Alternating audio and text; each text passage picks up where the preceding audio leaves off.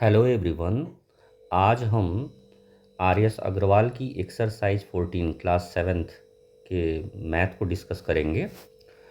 Exercise 14 का पहला question आपके सामने है।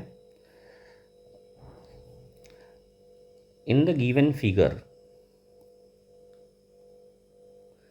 L parallel M and T is a transversal.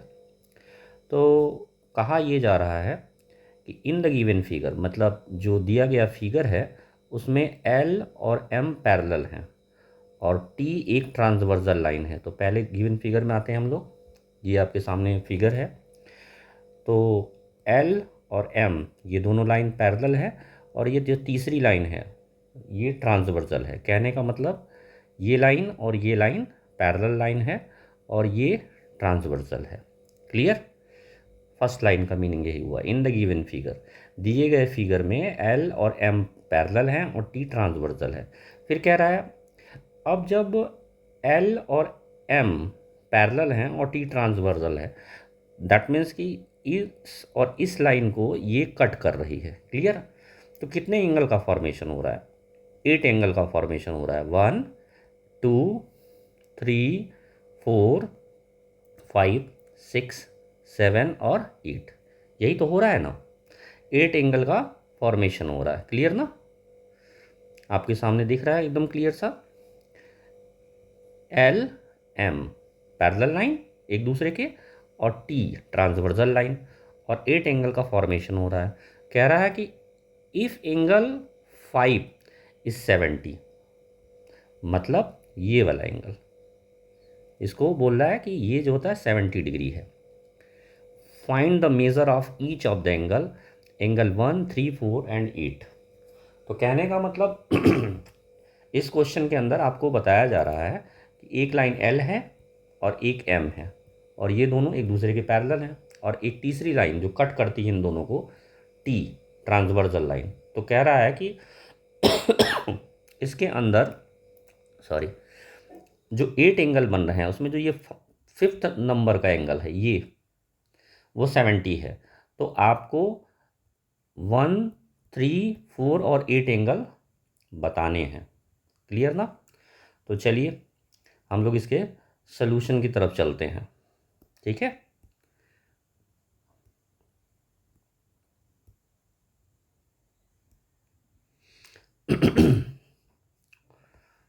देखिए इस फिगर में हम लोग आते हैं सीधे।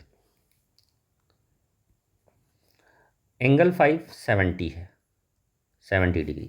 यहीं से हम अपने सॉल्व को लिखना स्टार्ट करते हैं। We have angle 5 is equal to 70 degree. Clear? ये गिवन है।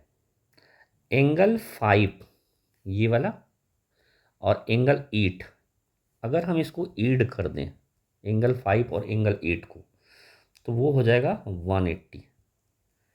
ठीक है? क्यों? ये लीनियर पेयर एंगल है। ठीक है?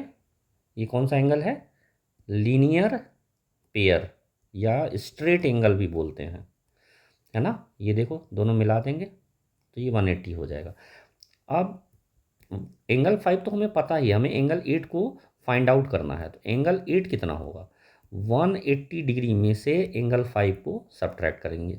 करेक्ट? ये इधर जाएगा तो सब्ट्रैक्ट में ही वो आएगा। 180 minus angle 5। Angle 5 already we know that 70। That means angle 8 की वैल्यू कितनी हो गई? 110। ठीक है? इसको इक्वेशन 1 कर लीजिए। ठीक है? तो हमारे पास एंगल 570 था। हम जानते हैं कि एंगल 5 और एंगल 8 को ऐड कर देंगे तो 180 होगा। तो देन एंगल 5 को निकाल दीजिए तो वहाँ 110 आ गया। ठीक है? तो यहाँ पे आप क्वेश्चन देखिए तो एंगल 8 हमारे पास आ चुका। अब जरा एंगल 5 को देखिए, इस लाइन के ऊपर है। ठीक है? और एल एम पैरेलल है तो एंगल 5 के ऊपर है। सॉरी एंगल एम के sorry again M M line के ऊपर है एंगल 5। ठीक है? और यहाँ लाइन एल के ऊपर है एंगल 1, ठीक है ना। तो इसका मतलब एंगल 5 और एंगल 1 कैसा है, करेस्पॉन्डिंग एंगल। तो हम लिखेंगे angle 5 is equal to, since angle 5 is equal to angle 1, और एंगल 5 कितना है यहाँ पे आप देखिए गिवन है 70। क्यों एंगल 5 और एंगल 1 क्यों इक्वल है, तो उसका रीज़न है करेस्पॉन्डिंग एंगल। तो यहाँ ब्रैकेट में आपको लिखना पड़ेगा क्या, करेस्पॉन्डिंग एंगल।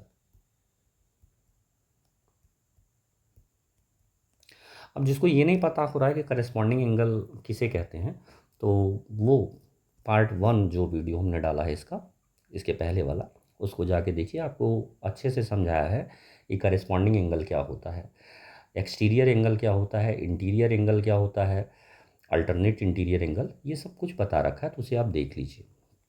तो हम लोग इसे इक्वेशन 2 डाल देते हैं, एंगल 5 भी मिल गया पहले इसे पता था। तो एंगल 8 हमने फाइंड आउट किया था, एंगल 5 और एंगल 1 बराबर हो गए करेस्पॉन्डिंग, एंगल 1 भी मिल गया, ठीक है। अब हम लोग आगे बढ़ते हैं।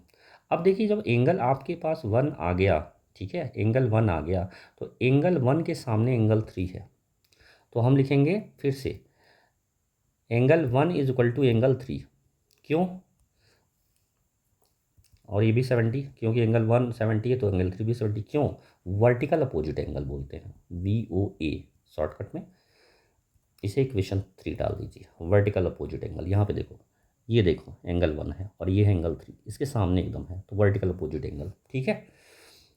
जरा सा एंगल 4 को देखो, इस लाइन के नीचे है, और एंगल 8 को देखो, इस लाइन के नीचे है, तो एंगल 4 और एंगल 8 बराबर होगा, एंगल 4 और एंगल 8 बराबर होगा।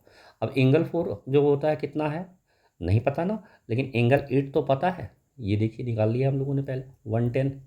क्यों, ये भी करेस्पॉन्डिंग एंगल है। देखिए ऊपर का ऊपर देखेंगे तो करेस्पॉन्डिंग हुआ, और नीचे का नीचे देखेंगे तो करेस्पॉन्डिंग हुआ। कहने का मतलब ये लाइन के ऊपर का एंगल और इस लाइन के ऊपर का एंगल करेस्पॉन्डिंग एंगल कहा जाएगा। बट इस लाइन के नीचे का एंगल 4 और इस लाइन के नीचे का एंगल 8, ये भी करेस्पॉन्डिंग है। और करेस्पॉन्डिंग एंगल इक्वल होते हैं कब, जब दो पैरेलल लाइन को एक ट्रांसवर्सल कट करती है तब। तो angle 4 is equal to angle 8, 110, ये भी, ये हो गया 4। अब देखिए आपके सामने सब कुछ आ गया, एंगल 1, एंगल 3, एंगल 4, एंगल 8 ठीक है ना। एंगल 8 ये देखिए, है ना, एंगल 3 ये देखिए, जो आपको निकालना है उसकी बात कर रहे हैं, एंगल 1, एंगल 3 देखिए, है ना चारों निकल गए आपके। एंगल 8 यहाँ शुरू में निकल गया, एंगल 1 दूसरे वाले में, एंगल 8 यहाँ निकला, एंगल 1 यहाँ पे निकला, एंगल 3 इधर निकला, एंगल 4 इधर निकला, निकल गया ना। तो कहने का मतलब फ्रॉम, लिखेंगे फ्रॉम इक्वेशन 1, 2, 3 एंड 4, ठीक है।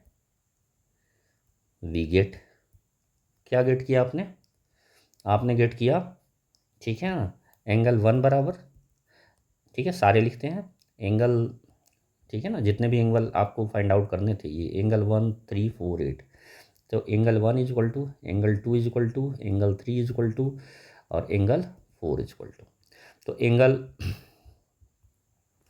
8 यहाँ पे आप देखिए इक्वेशन 1 से, 8 क्या है 110, ठीक है, सॉरी, एंगल 1, 2, 3, 4 नहीं है, एंगल 3, 1, 3, 4, 8 है, 1,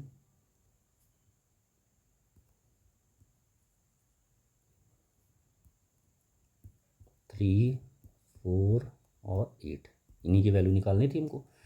तो एंगल 8 की वैल्यू यहाँ से 110 निकल गई, ठीक।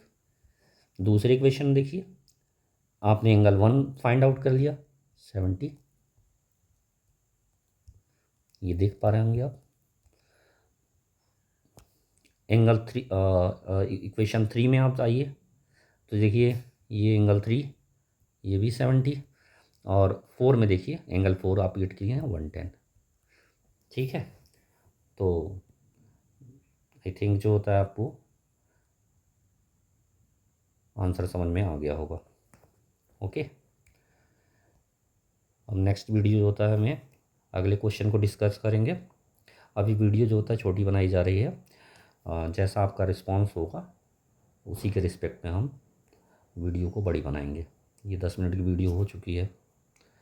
नेक्स्ट वीडियो जो होता है फिर नेक्स्ट क्वेश्चन को डिस्कस करेंगे। थैंक्स।